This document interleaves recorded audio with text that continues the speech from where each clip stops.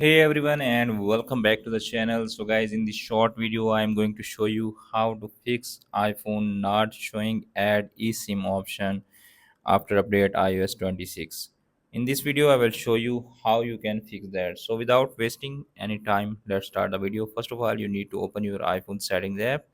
In settings app you need to tap on cellular. You can see right now, as you can see right now, it's showing a SIM, but in the bottom there is no add SIM eSIM option right now. So how to fix that issue? First of all, you need to open again iPhone settings app and tap on general. After tapping the general, you need to scroll down below. Again, scroll down and tap on language and region. Okay. Now you can see appears on screen here are showing region United States. Okay. Make sure your region supported eSIM. Okay.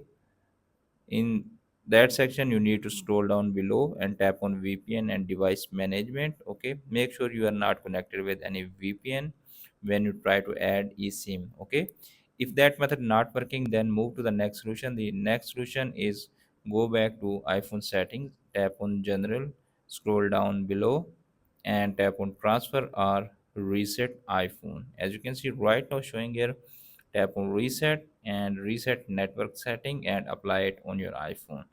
Okay, if that method is also not working, then move to the next solution. The next solution is force to restart your iPhone. Press volume up button, then press volume down button and press a power button until you see the Apple logo appears on your iPhone screen and your iPhone is forced to restart. Okay, if that method is also not working, then move to the last one. The last one, open up iPhone settings, scroll down below. Okay, tap on screen time, scroll down again and tap on content and privacy restriction. Okay, make sure content and privacy restriction is turned off. After that you need to open again iPhone settings.